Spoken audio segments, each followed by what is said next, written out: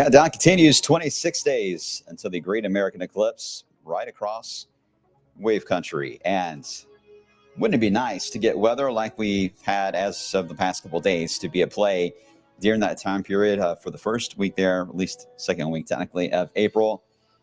We'll see. We'll see. We've had some of these breaks time out just right during the week, and that's if the pattern holds and we keep getting these late week, part of the weekend systems, then maybe we're in a pattern that would favor for our luck there for early April. But it's April the 8th at, between roughly 1 to 4 p.m. is the window we're watching there for the Great American Solar Eclipse. More on that, of course, coming up into the coming days. We got to get through some active weather first that'll be coming our way as we head into the latter portion here of the weekend. Some changes on this, and I'll cover some of those here in just a second with some of the radar views passing through. As always, good morning. Hello, hello, hello. Hope everyone's doing well. It's who we got here today. Again, you can comment on Facebook, Twitter, and YouTube as well.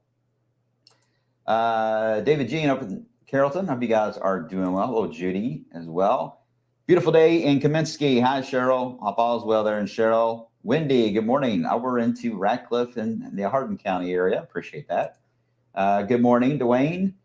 Over into Mount Washington. Let's see, Amanda. Finally made it to one of the blogs here. All right, well, welcome, Ashley. It's nothing crazy's coming, so you don't need to worry. That's good. We do have some thunderstorms, but I don't think it's going to be anything off the chain, as the kids say today. Angela, I hope you're doing well as well. Into Taylorsville this morning. All right, so everyone seems to be wide and awake. It's beautiful outside.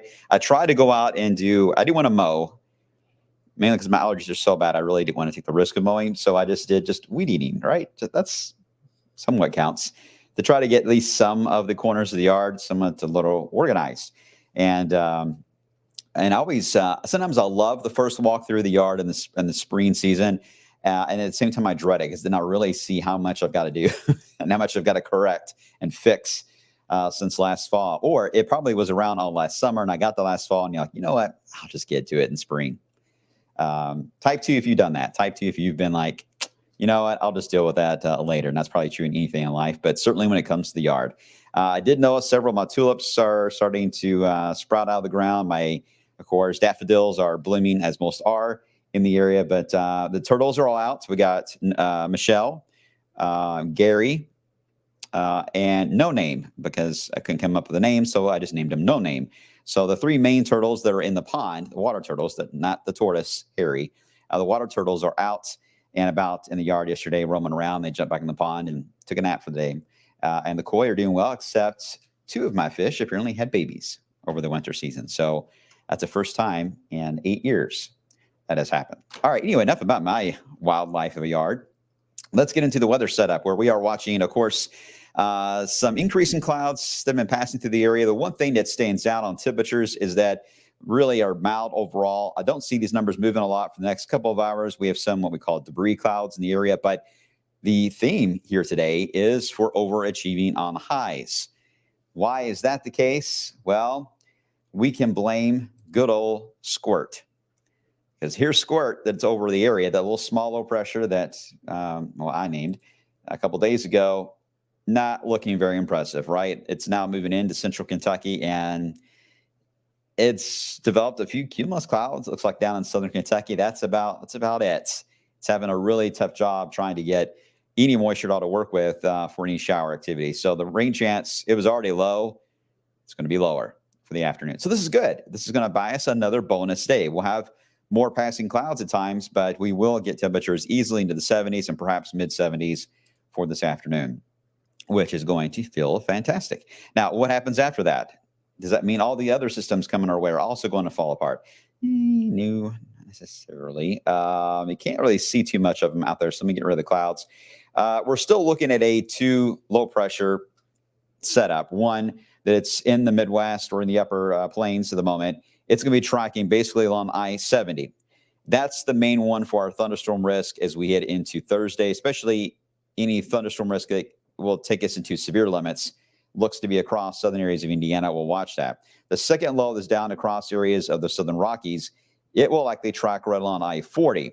It will help feed in heavier rain in the area on Friday, especially Friday morning. But overall, any severe threat will stay south of its track. So both of them are about the same speed of them moving to the east. But because the one across I-70 is to our north, that's the one that's going to be a little more of a player for us to see whether or not we can get any severe weather out of that. Here's the outlook today on severe weather potential. It's back into Kansas City, and enhanced risk there. Bit of an upgrade for them.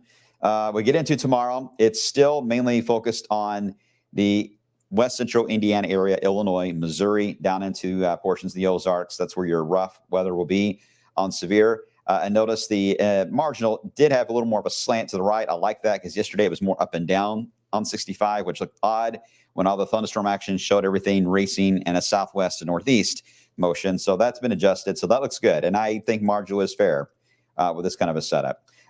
Breaking down the threats, tornado potential, not expected out here. It's more likely to be found closer to the warm front and the cold front, north and to the west. Damaging winds possible in any storm really forms like this, and that's certainly the case even for the ones that will get into our area for later on Thursday. And your severe hail, I'm talking about up to about baseball size in some cases, more likely into Missouri, into Arkansas, where they're going to get into the 80s. A lot more fuel for them to work with, a lot more severity of storms will come into play. So we're on the edge of this whole thing. So, and really, if you're in Indiana, you really need to be on guard. But if you are in Bardstown, in Greensburg, and Campbellsville, and Gravel Switch, Kentucky, I just don't see a lot happening until late Thursday night or even Friday before we get rain. Here it is on Futurecast showing the batches of showers moving through the area. This is the warm front moving in tonight, by the way, into tomorrow. There could be one or two storms that may try to connect along that warm front as it passes by and heads off to the north, but all the humidity is on the left side of the front. That's why there's nothing really happening here on the southern part. So it's moving through quietly for us, but noisy near the Ohio River all the way into Indiana. Showers and storms will be likely, but that's where it stops. And here's where problems develop. We get into Thursday afternoon, we heat things up. There's a line of storms that are showing up on several models that want to form about mid-afternoon on Thursday across Indiana. Some keep that line staying basically Cincinnati, Kings Island, and up 71 north of even Carrollton. However, a couple of the models I've been looking at try to drive it all the way to Louisville, and this would be around 1:30 in the afternoon tomorrow. There could be a line of storms rolling into the area. Now, they should be weakening as they move in, but still could pose at least an isolated damaging wind threats as they move through. So that's something we'll watch for Thursday. It's still a big if that line can even form. And again, if you're south of that, you'll be just warm and dry. After it passes on by, we get into another quiet period all the way through the evening commute, which is good. Won't last long. We get noisy again Thursday night into Friday as the actual front and the low pressure back into Texas there. They combine together to allow just one big blob and clustering of heavy rain showers and storms, and they're very disorganized. So I can tell you right now, the rainfall totals map, if you haven't asked it yet, somebody's going to. We are having a hard time drawing just a general 1 inch here or half inch there. It's too challenging. There's too many bumper cars going on with these thunderstorms. Some you could get over 1.5 inches up to 2 inches. Some may only get 1/4 of an inch of rain. It really just depends on how these all kind of bounce off each other as they move through. Hopefully we'll have a better idea on timing when we get closer, but right now it's just a little too early to get specific. And the good news is most of the heavier rain, steadier rain, will be out of here early on Friday, drying out Friday night. Once we get past this, Monday into Tuesday, we still don't see the phasing of the two systems yet dropping in from the Great Lakes and the southeast corner of the country. It still looks cold. Could still get some rain drops and snowflakes on Monday, but as long as they stay disjointed, not a fully phased system, that's all it will be, and it'll eventually lift out and will warm back up with showers and thunderstorms after that as we head into the following weekend. All right. Everyone good? Travis, cooler pattern. Yep. In parts of April, early April. I agree. Hopefully it's out by April the 12th. Well, we're hoping it's out by April the 8th. We don't want to deal with all this. Yard hasn't been touched since Dale's shoulder surgery in September. Oh, I'm so sorry to hear that. Well, Tom, I'm thinking of him. Hope all is well. And Marianne, just joined late in Prospect tomorrow, 11 to 3. 11 to 3, you're not too bad in Prospect. Just keep an eye on anything that could drop in and out of Indiana that would cross through Ohio River and to Northeast Jefferson and Southern Oldham there, Marianne. All right, so we'll be watching it. All right, guys, I got to run. Sorry, it was a short blog today, but I got to get. And so make sure to tune in today on midday at 11 a.m. And I'll have the latest thinking, of course, on some of the new data rolling in, see how these storm timing in general does begin to work out. But overall, again, we've scored a bonus day today. Get outside and enjoy it. Tomorrow, a little more active, especially for Indiana, and then all of us get in on the action as we head into tomorrow night into early Friday. All right, guys, I'll see you guys on the flip side.